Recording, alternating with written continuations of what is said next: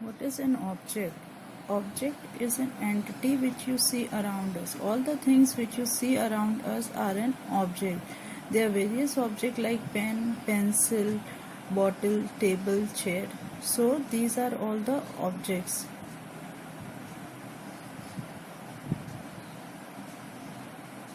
So the definition of object is an object is an identifiable entity with some characteristics, state and behavior. So every object has the characteristics. Characteristics like its color, its color and the behavior is like the purpose for which it is used and whether it is in a working condition or it is not in a working condition. So every object has the following characteristics. There are three characteristics which every object should possess, that is identity, state and behavior. So let us discuss identity.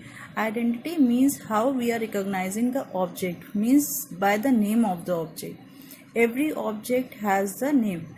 Every object is specified by its name. We cannot define anything without its name. Like we say, I am holding this pencil. So it is identified as pencil.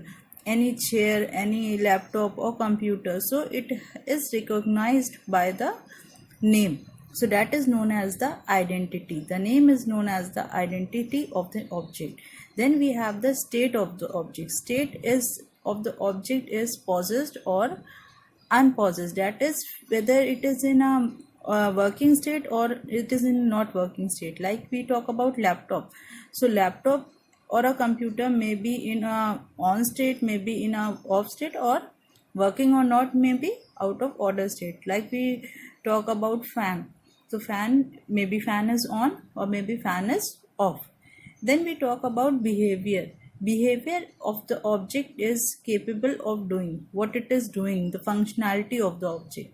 So now let us discuss in detail with the help of example. When we are taking example, bike is an object. So identity means name is a of the object is bike.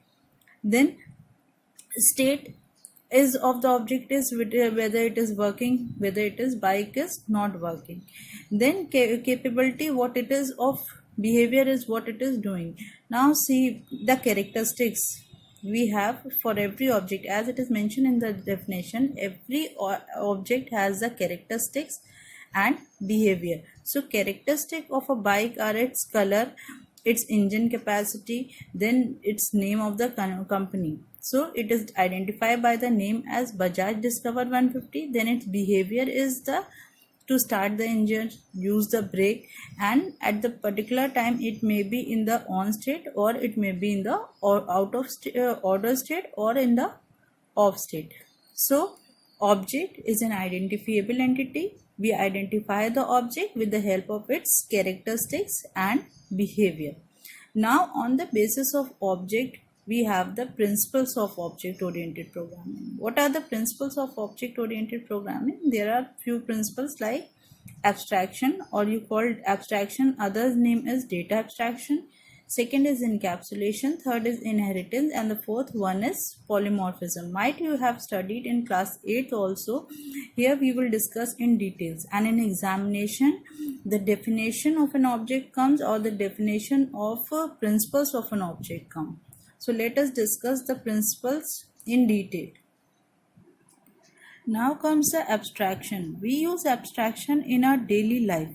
Regularly we use abstraction like we are concerned with the major features of any of the object rather than concerning its background detail. Like your parents might be driving a car or you might be using a mobile phone, so you are concerned with using the essential features like you accept the phone calls, you send the message, how it is going on in the background, how it is being transferred, your messages are being transferred. So you are not concerned with the background detail. Like take the example of a bike. In the bike, common concern is only how you use it, not how the bike is assembled, how their components are connected with each other. We are not concerned with it. Like we are talking about TV.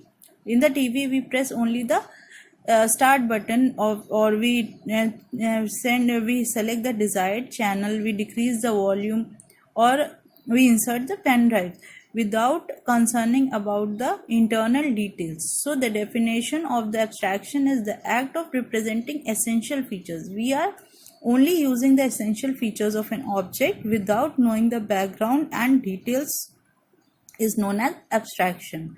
So we are concerned only with the essential features of the thing without concerning its background detail. Hope you have understood this.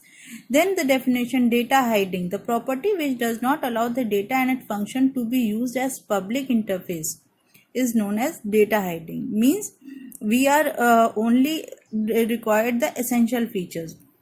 That let us see. For example, we use TV to play videos, movies, and along with the outer appearance, we are concerned with the outer appearance, how the circuitry is functioning, how the circuits are means sending the messages to the different part. It is not our concern.